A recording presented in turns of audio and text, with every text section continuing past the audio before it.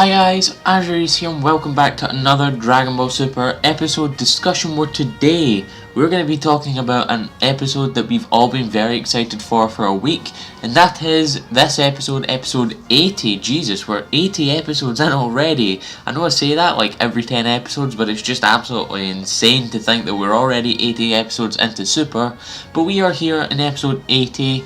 And it's Gohan versus Lavenda, the fight we've all been waiting for. It's great to see Gohan back in action. This episode was very good and very surprising actually. So with that being said, let's just get right into episode 80 of Dragon Ball Super.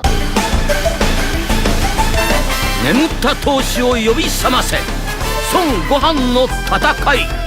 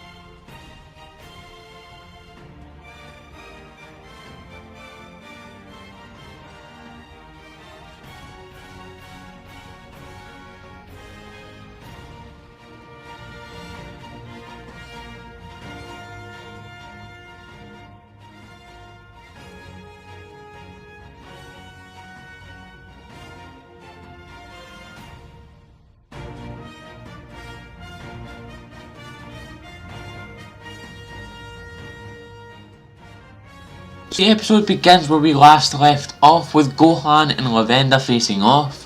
Gohan says that he's going to hold back just to kind of feel out of Lavenda and see what his moves are like, and Goku tells him not to because, you know, he can't sense his ki and to just go all out. Daishinkan begins the match and Gohan immediately lunges for Lavenda from the get-go, and we get to see this really awesome exchange, very fast fighting from the start.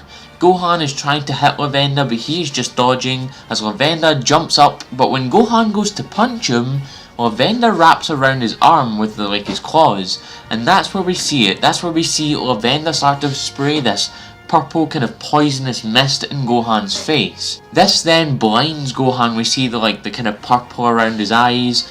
He then sprays the mist onto his hands, and that's where we see the kind of purple aura thing I talked about in my preview video last week.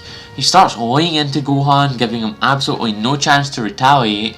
Ro continues to run his mouth off at Universe 7, and it's pretty surprising because out of nowhere, Kaioshin pulls out a sack of senzus, which is actually very smart of him since drugs and outside help are not prohibited in these matches. However, Gohan tells him not to give him one because he wants to try and beat Lavenda without outside help. Goku ends up taking the senzus, saying that this fight is perfect training for Gohan, so maybe Goku will use the senzus in his fight, I'm not too sure. Lavenda begins walking around Gohan talking about his poison, and that's when we see Gohan start to sense Lavenda. However, he doesn't sense his ki or he doesn't see him, he's listening to his footsteps. Lavenda jumps up and is about to smash Gohan, but he catches him with his arm and gives him a strong uppercut to the jaw. Lavenda then lunges in again and Gohan keeps blocking all of his attacks before kicking him in the jaw.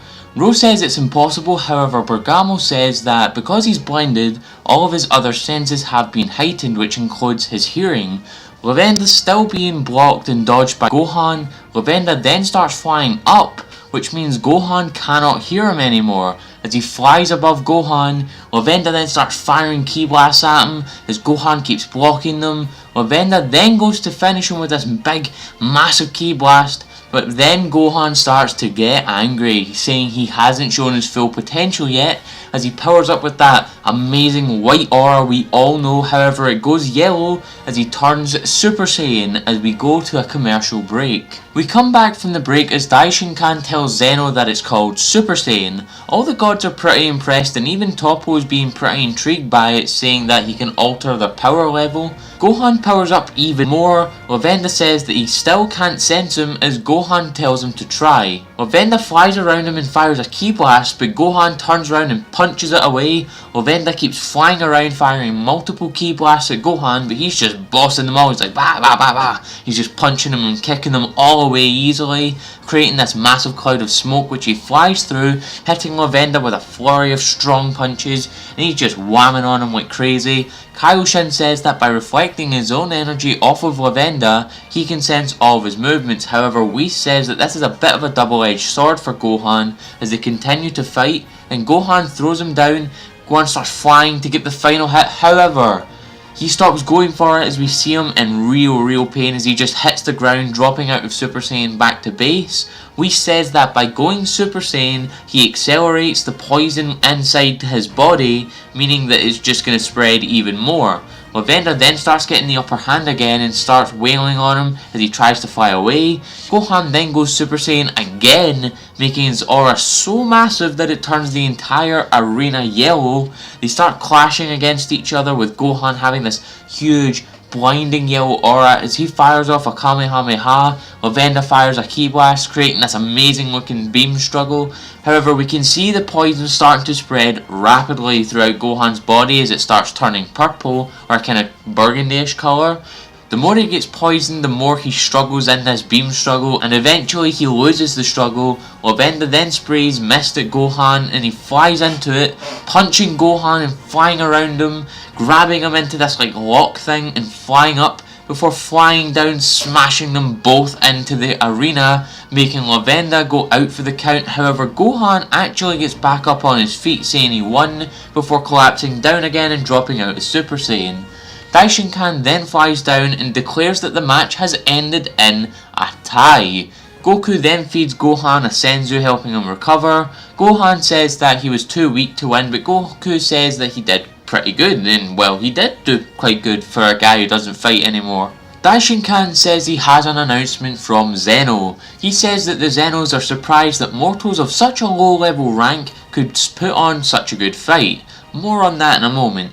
Daishinkan says that the average level of moral inhabited planets in Universe 7 is 3.18, making it the second lowest out of all the universes. Daishinkan says that they're second, so the bottom ranked universe is actually Universe 9 with an average score of 1.86. Now, I'm not sure what this means, whether it means, morality, like how good the people are in the planets, or if they're meaning power levels, how strong they are. I'm not too sure. I'm sure that will be elaborated upon as this tournament progresses. Daishinkan then strictly states that Zeno said there were too many universes, so now he's using Goku's request for this tournament as an excuse to get rid of all of the weak universes. And so he says all universes who lose at the Tournament of Power will be erased. However, big play here for the possible future arcs of Super. He says that universes 1, 5, 9 and 12 are exempt and will not be participating in the tournament as their average level is over 7, making them the best universes in the entire Omniverse. Beerus says that this is all of Kaioshin's fault for letting mortals do their own thing, but Kaioshin says that it's Beerus' fault for sleeping and not destroying all the weak planets. Elder Kai then asks Daishinkan something very interesting. He asks, when universes are destroyed, what happens to the gods of the universes? So Kaioshin, Kibito, Beerus and Elder Kai, and Daishinkan says that they too will be erased with the universe and that only the angels will remain, meaning Whis and Vados will stay alive. With the announcement done, Daishinkan says it's time to move on to the third and final match as Gohan and Goku bump fists. Bergamo gets into the arena as Goku and Bergamo face off for the third match of the Zen exhibition match as the episode ends there. But now with the episode out of the way, it's time to get into the overall thoughts of this episode. This episode was fantastic. Like, I know I'm saying this nearly every single episode now, but it's just, it looks amazing. Like, I don't know what they've done with it. It just feels so different. I know they definitely have that sort of very soft filter on it, and makes it look a little bit more like Dragon Ball Z, makes it look a little bit kind of duller, and I really like it. I think it looks really, really good. I did notice throughout the episode that there was a bunch of repeated frames, but you know what, honestly I'm fine with that because it leads to like really fast paced and really amazing looking fights.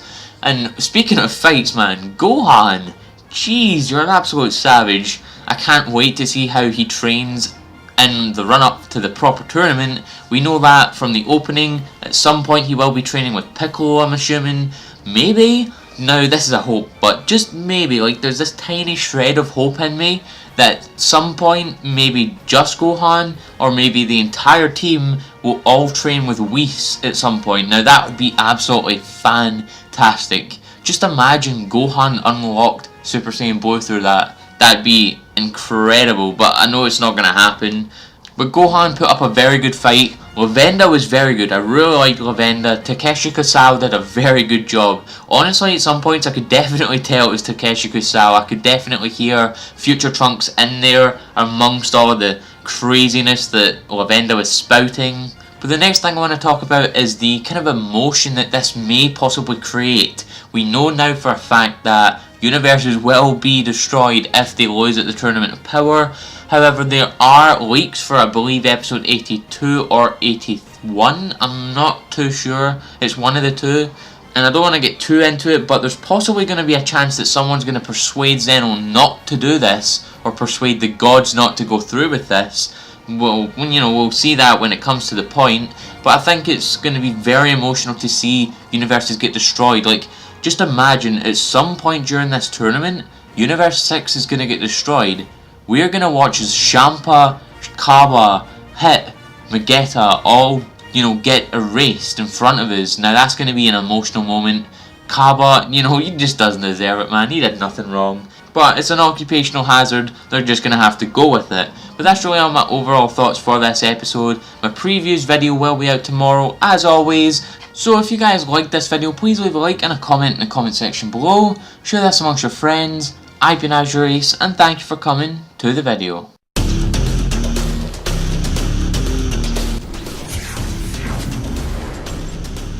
You have arrived.